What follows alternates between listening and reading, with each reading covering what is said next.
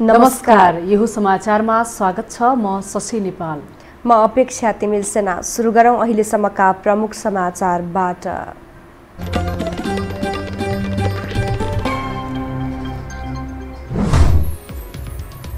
सरकारको काम छाडेर प्रधानमन्त्री र मन्त्री पार्टीको कार्यक्रममा व्यस्त, पद र राज्य कोषको चरम दुरुपयोग गरेको विज्ञको आरोप।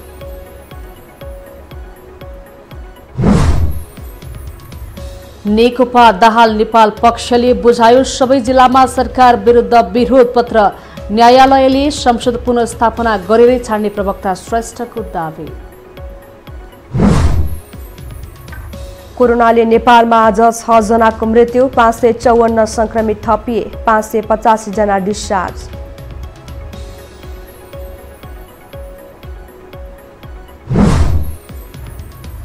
माघे संक्रान्ति नजिकै गर्दा काठमाडौँ टोखाका व्यवसायीलाई चाकु बनाउन भ्याई नभ्याई, माघ स्वदेशदेखि विदेशसम्म।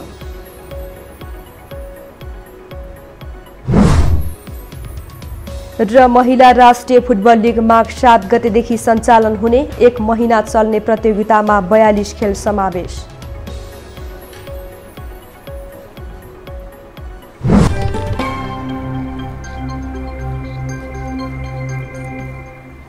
अब समाचार विस्तारमा। प्रतिनिधि सभा विघटन गरेपछि प्रधानमन्त्री केपी शर्मा ओली अधिकांश समय दाहाल नेपाल पक्ष नेकपाको आलोचना गर्नमै व्यस्त हुनुहुन्छ। यसअघि काठमाडौँका कार्यक्रममा सीमित रहनुभएका उहाँ आज कैलालीको धनगढी पुगेर दाहाल र नेपालप्रति खनिनु भएको छ। एक रिपोर्ट।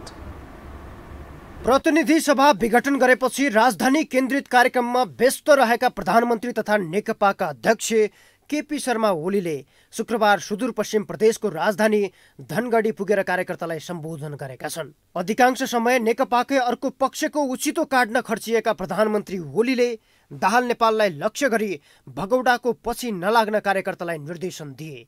उनले दाहाल र नेपाल आफूमाथि गालीगलौज गरेर असभ्यता देखाएको आरोप लगाए। आफूलाई गालीगलौज गर्ने फुर्सद नभएको भन्दै उनले देश बनाउन व्यस्त रहेको दावी गरे। मुख्य रूपमा हाम्रो सपना नै, हाम्रो उद्देश्य नै देश विकास गराउनु हो। पार्टी छोडेर भागेका केही भगोडाहरूका कुराहरू सुन्नु भएको होला। त्यो कुराहरूसँग कुनै तपाईहरु प्रभावित भइरहनु पर्ने आवश्यकता छैन। प्रधानमन्त्री ओलीले विघटित प्रतिनिधि सभा कुनै पनि हालतमा पुनः स्थापना नहुने अडान दोहोर्याए। उनले संसद विघटन असंवैधानिक भन्दै हिँड्नेहरूलाई राम्रोसँग संविधान पढ्न आग्रह गरे।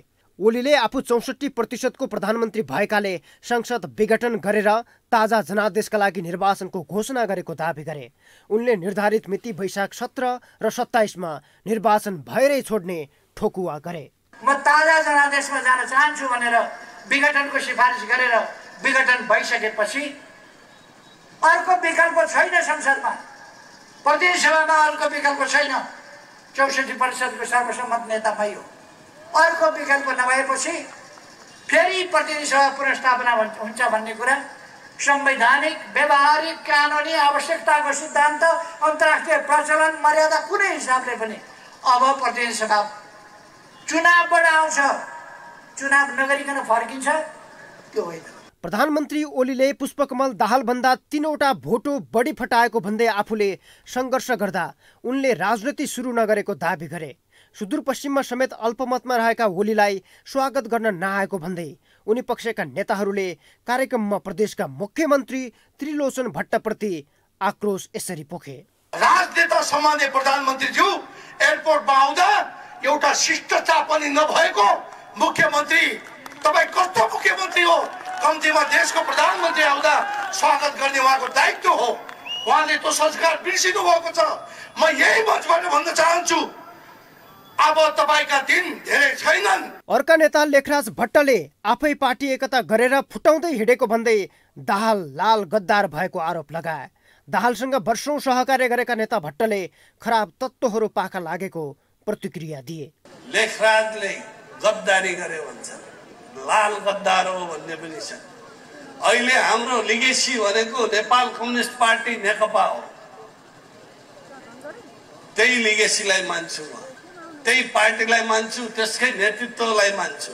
आम सभालाई सम्बोधन गर्दै ओलीले आफू आएपछि विकासको बाँध फुटेको दाबी गर्न समेत भ्याए। उनले सुदूरपश्चिमको विकासका लागि कुनै कसर बाँकी नराख्ने आश्वासन समेत दिए। यो हो टेलिभिजनका लागि सन्तोष बेके थापा, काठमाडौँ। राज्य सञ्चालनको महत्त्वपूर्ण कार्यभार सम्हालेका प्रधानमन्त्री केपी शर्मा ओली सरकारको काम छाडेर विपक्षीलाई सिद्ध्याउने अभियानमा लाग्नु भएको छ। उहाँलाई सहयोग गर्दैछन् सरकारका सहयात्री अर्थात् मन्त्रीहरू। दैनिक काम कारबाही छाडेर प्रधानमन्त्री र मन्त्रीहरू देश दौडाहामा लाग्दा सरकार को प्रति उत्तरदायी भन्ने प्रश्न खडा भएको छ। यो रिपोर्ट। सरकारको महत्त्वपूर्ण मन्त्रालयको जिम्मेवारी सम्हालेका 4 मन्त्रीको बास 5 दिनदेखि कैलालीमा छ। उद्योग मन्त्री लेखराज भट्ट, वन मन्त्री प्रेम आले, श्रम मन्त्री गौरीशंकर चौधरी र सामान्य प्रशासन मन्त्री गणेश सिंह ठगुन्नाले धनगढीमा 5 दिन बिताएका छन्। प्रधानमन्त्री केपी शर्मा ओलीको शुक्रबारको कार्यक्रमलाई लक्षित गरी उद्योग मन्त्री भट्ट र श्रम मन्त्री चौधरी सोमबार अनि वन मन्त्री प्रेम आले र सामान्य प्रशासन मन्त्री ठगुन्ना मंगलबार धनगढी पुगेका थिए। यी 4 मन्त्री मात्रै होइन, उप प्रधानमन्त्री ईश्वर पोखरेल, गृह मन्त्री रामबहादुर थापा, अर्थमन्त्री विष्णु पौडेल, ऊर्जा मन्त्री टोपबहादुर रायमाझी र खानेपानी मन्त्री मणि थापा लगायत शहरी विकास मन्त्री प्रभु शाह पनि पार्टी कार्यक्रमका लागि देश दौडाहामा छन्। विश्लेषकहरू प्रधानमन्त्री र उनका सहयात्रीले सरकारी काम छलेर राज्य कोषको दुरुपयोग गरेको टिप्पणी गर्छन्। सरकारका मन्त्रीहरू प्रधानमन्त्री हो भनेका देशका कार्यकारी नेतृत्वहरू हुन्। उहाँहरू पार्टीका चिजहरू होइनन् र सरकार जनताको पैसाबाट चलेको हुन्छ, राष्ट्रप्रतिको दायित्व हुन्छ। त्यो अर्कालाई गाली गर्नलाई पार्टीको कार्यक्रम गुटको कार्यक्रमलाई मात्रै सञ्चालन गर्नु हुँदैन।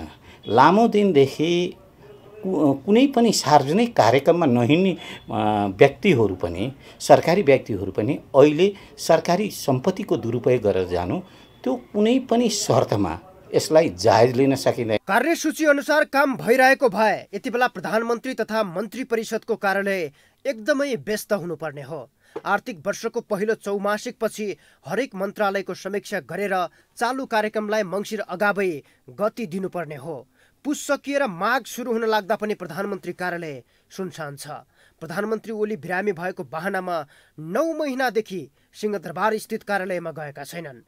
मुलुकको कार्यकारी प्रमुख नै कार्यालय नगएपछि अनुशासनहीनता बढ्ने र शासन प्रक्रियामै गम्भीर असर पर्ने पूर्व सरकारी अधिकारीहरू बताउँछन्। उही पात्रहरू असफल भएको र त्यसैको पुनरावृत्ति, असफल भएर अर्को पल्ट आउँदाखेरि पनि संशोधित परिमार्जित संस्करणमा नआउने, उही पुरानो झोला बोकेर आउने र प्रवृत्ति उस्तै प्रवृत्ति, यो पात्र र प्रवृत्ति यस्तो किसिमले दोहोरिएको चाहिँ राजनीतिमा हाम्रो मुलुकमा मात्रै देखिन्छ। अब या त पात्रले प्रवृत्ति फेर्नु पर्यो या पात्रै फेर्नु पर्यो। 9 महिना यता मन्त्री परिषदका बैठकदेखि सामान्य प्रशासनिक निर्णयहरू पनि बालुवाटारबाट हुने गरेका छन्। अझ पार्टीका भेला समेत बालुवाटारमै हुने भएपछि नियमित रूपमा ब्रिफिङ लिने र निर्देशन दिने प्रधानमन्त्रीको काम लामो समयदेखि अवरुद्ध जस्तै छ। अहिले सरकारका मुख्य सचिवले समेत प्रधानमन्त्रीलाई भेट्न घण्टौं कुर्नुपर्ने अवस्था छ। प्रधानमन्त्री र मन्त्री जस्ता मुलुकको नेतृत्व सम्हालेका व्यक्तिले सरकारी सम्पत्तिको दुरुपयोग गर्दै पार्टी केन्द्रित हुनु कुनै पनि दृष्टिले उपयुक्त मान्न सकिँदैन, जसले सरकारको कार्यकारी नेतृत्व को प्रति उत्तरदायी छ भन्ने प्रश्न उठाएको छ। यो हो टेलिभिजनका लागि क्यामेरामा सञ्जय घिमिरेका साथमा सन्तोष बेके थापा, काठमाडौँ। उपप्रधानमन्त्री तथा सत्तारूढ नेकपाका नेता ईश्वर पोखरेलले केपी ओलीले नेतृत्व गरेको पक्ष नै आधिकारिक नेकपा भएको दावी गर्नुभएको छ। काठमाडौँमा आज जनप्रतिनिधि भेलालाई सम्बोधन गर्दै उपप्रधानमन्त्री पोखरेलले ओलीले नेतृत्व गरेको समूह नै आधिकारिक नेकपा भएको दावी गर्नुभएको हो। उहाँले सूर्य चिन्ह कसको हुन्छ भन्ने विषयमा दुविधामा नपर्न आग्रह गर्नुभयो। केपी ओलीले नेतृत्व गरेको नेकपा जहाँ हुन्छ त्यसैले आधिकारिकता पाउँछ, यसमा तपाईले बुझ्नुहुन्छ। अनि जहाँसम्म सूर्य चिन्हको कुरा छ, अघि साथीहरूले भन्नुभयो सूर्य चिन्ह नेकपा भनेर आधिकारिक ढङ्गले जुन पार्टी हुन्छ सूर्य चिन्ह त्यसैले पाउँछ। यदि कथौँ कदाचित कानुनी रूपमा अल्झो टुङ्गिन बाँकी भयो भने अरू कसैले पाउँदैन। यो चिज तपाईँले देख्नुहुन्छ। उपप्रधानमन्त्री पोखरेलले सूर्य चिन्ह जता जान्छ त्यतै जाने मनस्थिति नबनाउन स्थानीय जनप्रतिनिधिलाई आग्रह गर्नुभयो। उहाँले चिन्ह नपाए पनि अहिलेको पद नजाने भन्दै विभाजित हुने मनस्थिति बनाउन नहुने बताउनुभयो। अब बाँकी समाचार। प्रतिनिधि सभा विघटनको विरुद्धमा दाहाल नेपाल पक्षको नेकपाले देशैभरका जिल्ला प्रशासन कार्यालय मार्फत प्रधानमन्त्रीलाई संविधानको पुस्तक र विरोध पत्र पठाएको छ। नेकपा दाहाल नेपाल पक्षले गठन गरेको केन्द्रीय संघर्ष समितिले आज देशका 77 वटै जिल्ला प्रशासन मार्फत प्रधानमन्त्री केपी शर्मा ओलीलाई संसद विघटन विरुद्ध विरोध पत्र र नेपालको संविधान 2072 पठाएको हो। काठमाडौँ जिल्ला प्रशासन कार्यालयमा जुलुस सहित पुगेको काठमाडौँ जिल्ला कमिटीले प्रधानमन्त्री ओलीलाई संविधानको पुस्तक सहित विरोध पत्र पठाएको छ। त्यसैगरी अन्य 76 जिल्लामा पनि विरोध पत्र र संविधानको पुस्तक बुझाएको नेकपाले जनाएको छ। दाहाल नेपाल नेतृत्वको नेकपाका प्रवक्ता नारायण काजी श्रेष्ठले सर्वोच्च अदालतले प्रधानमन्त्रीको कदम उल्ट्याउनु पर्ने बताउनु भएको छ। राष्ट्रिय सभाको आजको बैठकमा प्रवक्ता श्रेष्ठले सर्वोच्च अदालतले प्रधानमन्त्रीको कदमलाई सही मान्ने हो भने संविधान संशोधन हुने भन्दै त्यसलाई कुनै हालतमा सहन नसकिने तर्क गर्नुभएको हो। श्रेष्ठले प्रधानमन्त्रीले संविधानमा हुँदै नभएको अधिकार प्रयोग गरेर मुलुकलाई राजनीतिक अस्थिरतातिर धकेलेको र त्यसलाई न्यायालयले रोक्नुपर्ने बताउनुभयो। संविधानले दिँदै नदिएको अधिकार प्रयोग गरी प्रतिनिधि सभा विघटन गर्ने असंवैधानिक कदम चालियो। यो कदम असंवैधानिक मात्रै होइन, यो अलोकतान्त्रिक हो, यो प्रतिगामी हो र यो स्वेच्छाचारी र निरङ्कुश कदम हो। यसले नेपालमा नेपाली जनताले लडेर ल्याएको उपलब्धिहरूलाई खोज्ने काम गरेको छ, अपहरित गर्ने काम गरेको छ। यो तत्कालको एउटा प्रतिगामी कदम मात्र होइन, यसले समग्र प्रतिबन्धको आधार तयार गर्ने त होइन भन्ने ठूलो आशंका पैदा गरेको छ। प्रधानमन्त्रीले विगतमा पार्टी एकता संविधानमा सहमति पद प्राप्तिका लागि मात्रै गरेको प्रश्न भएको श्रेष्ठको भनाइ छ। उहाँले प्रधानमन्त्रीले आफूले पद पाउने भए सबै कुरामा सहमति जनाउने र आफूले पाएको पद जाने अवस्था आए संविधान र व्यवस्थामाथि नै खतरामा पार्ने कदम चाल्ने गरेको आरोप लगाउनुभयो। राष्ट्रिय सभाका हरेक बैठकमा प्रतिनिधि सभा विघटनको विषयमा बहस भइरहेको छ। उठाउनुपर्ने जनजीविकाका थुप्रै सवाल अलपत्र छन्, तर सर्वोच्च अदालतमा विचाराधीन विषयलाई सांसदहरूले बुद्धिविलास गर्ने माध्यम बनाइरहेका छन्। एक रिपोर्ट। शुक्रबारको राष्ट्रिय सभा बैठकमा पनि सांसदहरूले प्रतिनिधि सभा विघटनको पक्ष र विपक्षमा धारणा राखेका छन्। केही सांसदले भने अदालतमा विचाराधीन विषयलाई बैठकको विषयवस्तु बनाउन नहुने तर्क गरे। संसद विघटनका पक्षधर सांसदले नेकपाका अध्यक्ष तथा प्रधानमन्त्री केपी शर्मा ओलीमाथि अर्का अध्यक्ष पुष्पकमल दाहालले अभियोग पत्र दर्ता गराउँदा यस्तो परिस्थिति सृजना भएको प्रतिक्रिया दिए। उनीहरूले जनताको बीचमा जाने कुरा प्रजातन्त्रको मूल्य मान्यता अनुरूप भएको बताए। नेकपाको दाहाल पक्ष कांग्रेस र जसपाले जनतामा जान खुट्टा कमाएको उनीहरूको भनाइ छ। जो केपी ओलीको नेतृत्वमा देशव्यापी चुनावी अभियान सञ्चालन भयो, अपार जनसमर्थन प्राप्त भयो।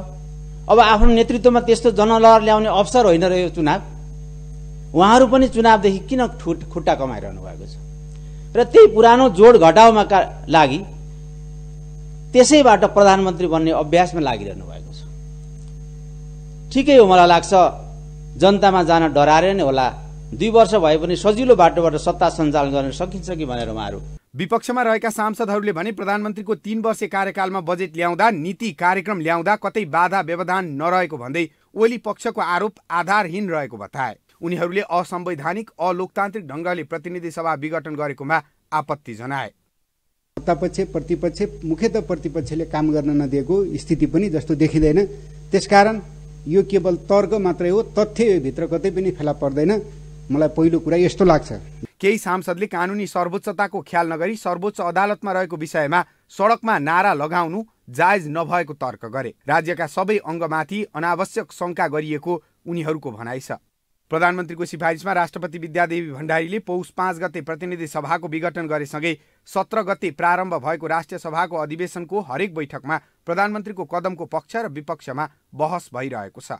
शुक्रबारको बैठकमा पनि राष्ट्रिय सभा सदस्यहरू प्रतिनिधि सभा विघटनको पक्ष र विपक्षमा उभिँदै धारणा राखेका हुन्।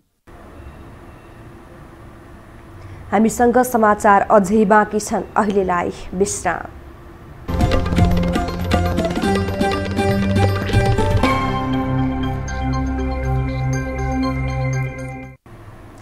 विश्रामपछि स्वागत छ। अब बाँकी समाचार। नेपालमा कोरोना संक्रमणले थप 6 जनाको मृत्यु भएको छ। यससँगै देशभर कोरोनाबाट ज्यान गुमाउनेको संख्या 1909 पुगेको छ। स्वास्थ्य तथा जनसङ्ख्या मन्त्रालयका अनुसार 24 घण्टा यता थप 554 जनामा संक्रमण पुष्टि भएको छ। 5269 जनाको PCR परीक्षण गर्दा 366 पुरुष र 188 महिलामा संक्रमण देखिएको हो। यसमध्ये काठमाडौँ उपत्यकाका 207 जना रहेका छन्। काठमाडौँमा 171, ललितपुरमा 23 र भक्तपुरमा 13 संक्रमित थपिएका हुन्। आज देशभर 585 जना डिस्चार्ज भएका छन्। हाल देशभरका आइसोलेसनमा 5021 जना सक्रिय संक्रमित रहेका छन्। मन्त्रालयका अनुसार 182 आइसियु र 37 भेन्टिलेटरमा उपचाररत छन्।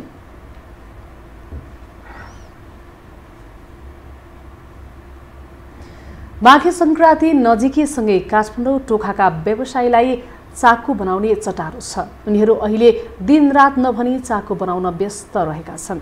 त्यहाँको चाकु देशका विभिन्न भागदेखि विदेशसम्म निर्यात हुने गर्छ। एक रिपोर्ट। चाकु भने बित्तिकै माघे संक्रान्तिको सम्झना भइहाल्छ। माघे संक्रान्ति र चाकु एकअर्कामा परिपूरक शब्द हुन्। माघे संक्रान्ति आउन केही दिन मात्र बाँकी रहँदा काठमाडौँको टोखाका व्यवसायीलाई चाकु बनाउने चटारोले छोपेको छ। जाडो महिना लागेसँगै चाकुको माग उच्च हुने भएकाले यहाँ व्यस्तता बढ्ने व्यवसायी बताउँछन्। विशेष गरी यो अब माघे संक्रान्तिमा चाकु खाएपछि जाडो हराउँछ भन्ने धारणा चाहिँ मैले सुनिरहेको छु। अनि धेरै जसो हाम्रो नेवारहरूले पनि यो सुत्केरीको अवस्थामा पनि हामी चाकु खुवाउँछौँ। त्यो चाकु खाएपछि दुध बच्चाले खुवाउनलाई चाहिँ अलि आउँछ भन्ने चाहिँ मान्यता चाहिँ छ। विशेष गरी यो चाहिँ एउटा जाडो सिजनमा चाकु खायो भने अलिकति न्यानो आउँछ अरे कि, अनि त्यसको लागि नै भयो। यो अब हुन्छ नि सुत्केरी हुँदाखेरि अब जस चाकु चाहिँ अब खायो भने अलि बलियो हुन्छ, आतिलो हुन्छ होइन। त्यही बलियोको लागि अब यो खायो भने जाडो बेला न्यानोपनको लागि होइन। अनि अब त्यही सङ्क्रान्तिमा खाने विशेष चलनको लागि त्यही हो। टोखामा उत्पादन हुने चाकु देशभर प्रख्यात छ। परम्परागत र मौलिक प्रविधिबाट बनाइने भएकाले यहाँको चाकु देशभर परिचित भएको हो। यहाँको चाकु देशका विभिन्न भागमा मात्र नभई विदेशमा पनि पुग्न थालेको छ। कहिलेदेखि सुरु गर्नुभएको यो बनाउन? यो लगभग मङ्सिर महिनादेखि सुरु गर्थ्यौँ हामीले। सिजनमा मात्रै हो कि? अफ सिजनमा पनि बनाउँछौँ हामी, बाह्रै महिना हुन्छ। तर अर्को अफ सिजनमा चाहिँ अलिक कम हुन्छ। सबै हाम्रो भक्तपुर भयो, ललितपुर भयो, त्यसो काठमाडौँ उपत्यकामा भयो, सबैतिर नेपालमा सबैतिर अडिराजमा जान्छ यो चाकु हाम्रो। विदेश पनि जान्छ, जर्मन पनि जान्छ। यही बढ्दो मागलाई पूर्ति गर्न टोखामा व्यवसाय यतिखेर दिनरात नभनी काम गरिरहेका छन्। विशेष गरी जाडो महिनामा शरीरमा ऊर्जा भर्न चाकु लगायत सक्खरबाट बनेको पदार्थ खाने चलन छ। यो हो टेलिभिजनका लागि क्यामेरामा डीबी मगरका साथमा लीलामाया ठटाल, काठमाडौँ। अब पालो आर्थिक समाचारको।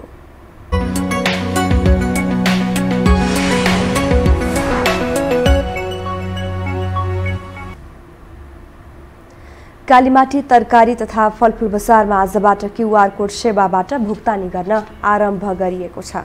प्रभु बैंकले फोन पे सँगको सहकार्यमा कालीमाटी तरकारी तथा फलफुल बजारमा क्यूआर कोड सेवा आरम्भ गरेको हो।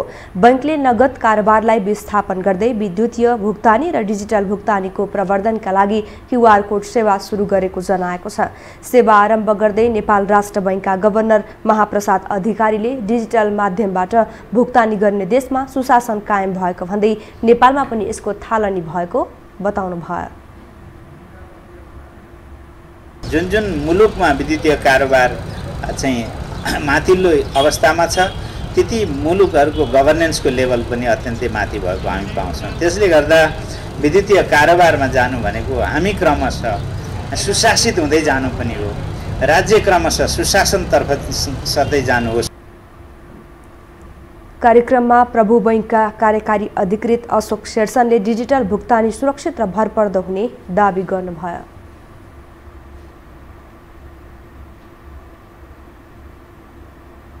किन त भन्दाखेरि यो एकदम सुरक्षित छ, स्वास्थ्यको हिसाबले पनि सुरक्षित छ, बचत गर्नको लागि पनि सुरक्षित छ। त्यसकारणले गर्दाखेरि यसलाई हामीले प्रायोरिटीमा राख्नुपर्छ। करिब 500 थोक तथा फुटकर विक्रेता रहेकोमा आधा व्यवसायीले क्यूआर कोड मार्फत भुक्तानी गर्न सुरु गरिसकेका छन्।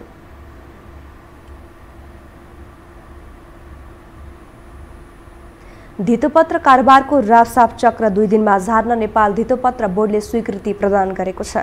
बोर्डले सिडिएस एन्ड क्लियरिङ लिमिटेडले संशोधनका लागि पेश गरेको विनियमावलीलाई स्वीकृति प्रदान गरेको हो। सिडिएससीले हाल कायम 3 दिनको राफसाफ चक्रलाई 2 दिनमा झार्ने व्यवस्था हुने गरी धितोपत्र कारोबार राफसाफ तथा फर्स्यौट विनियमावली 2069 संशोधनको स्वीकृति मागेको थियो।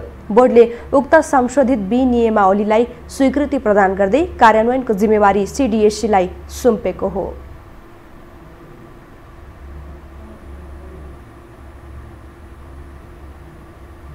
हामीसँग अन्तर्राष्ट्रिय र खेल समाचार बाँकी नै छन्। अहिलेलाई विश्राम।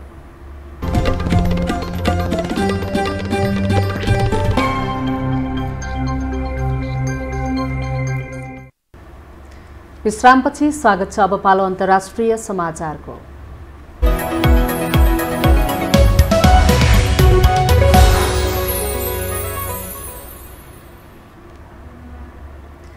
अमेरिकी राष्ट्रपति डोनाल्ड ट्रम्पको आधिकारिक फेसबुक र इन्स्टाग्राम एकाउन्ट अनिश्चित समयका लागि निलम्बनमा परेको छ। फेसबुक सिइओ मार्क जुकबर्गका अनुसार कम्तीमा 20 जनवरीमा जो बाइडेनको नयाँ राष्ट्रपतिको कार्यभार सम्हाल्नु अघिसम्म यो निलम्बन कायम हुनेछ। जुकरबर्गले विज्ञप्ति जारी गर्दै जोखिम ठूलो भएका कारण शान्तिपूर्ण रूपमा सत्ता हस्तान्तरण पूरा नभएसम्म अकाउन्ट बन्द गर्ने जनाएका छन्। 20 जनवरीमा जो बाइडेनले पदको शपथ लिनेछन्। संसद भवनमाथि भएको हमलाको देश विदेशबाट ठूलो आलोचना भएपछि ट्रम्पले नियमअनुसार सत्ता हस्तान्तरण गर्न आफू तयार रहेको प्रतिक्रिया दिएका छन्।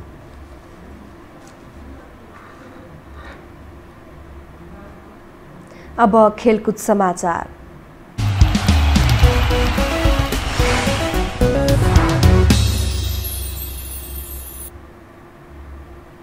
महिला राष्ट्रिय फुटबल लीग आगामी माघ 7 गतेदेखि सञ्चालन हुने भएको छ। अखिल नेपाल फुटबल संघ एन्फाका प्रवक्ता किरण राईका अनुसार महिला लीग 1 महिनासम्म मात्र सञ्चालन हुनेछ। यसअघि एन्फाले उक्त लीग 6 महिनासम्म सञ्चालन गर्ने जनाएको थियो। कोरोना भाइरसको महामारीका कारण यस वर्ष महिला लीग ढिला सञ्चालन हुन लागेको हो। आगामी फागुन 7 गतेसम्म सञ्चालन हुने उक्त लीगमा 42 खेल खेलाइनेछ। लीगमा 7 टोलीको सहभागिता रहने प्रवक्ता राईले जानकारी दिनुभयो। नेपाली सेनाको Tribhuvan army football club, Nepal प्रहरीको पुलिस क्लब, सशस्त्र प्रहरी बलको एपीएफ क्लब तथा 4 नगरीय स्तरीय टोलीले लीगमा प्रतिस्पर्धा गर्ने एन्फाले जनाएको छ। अर्को वर्ष महिला लीग सञ्चालन गर्न समय अपुग हुने भएकाले यस वर्षको लीगको समय घटाइएको हो। महिला लीगको विजेताले 15 लाख पुरस्कार प्राप्त गर्नेछ।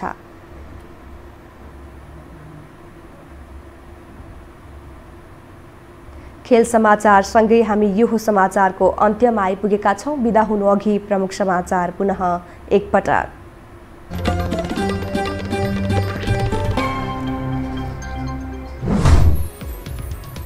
सरकारको काम छाडेर प्रधानमन्त्री र मन्त्री पार्टीको कार्यक्रममा व्यस्त, पद र राज्य कोषको चरम दुरुपयोग गरेको विज्ञको आरोप।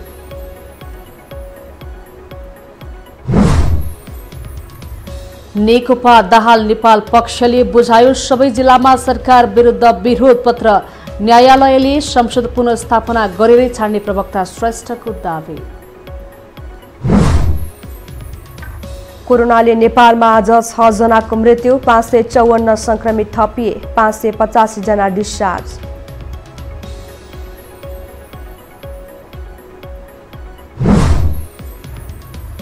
माघे संक्रान्ति नजिकै गर्दा काठमाडौँ टोखाका व्यवसायीलाई चाकु बनाउन भ्याइ नभ्याइ माघ स्वदेशदेखि विदेशसम्म।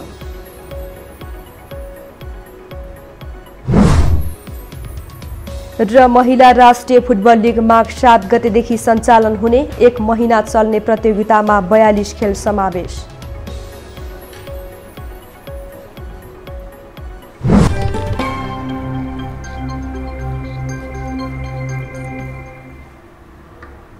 अवस्था यो हो समाचार सकियो। समाचार बुलेटिनका साथै यो हो टेलिभिजनका सम्पूर्ण कार्यक्रम यो हो टेलिभिजन.com, यो हो खबर.com, युट्युब र फेसबुकमा पनि पढ्न र हेर्न सक्नुहुनेछ।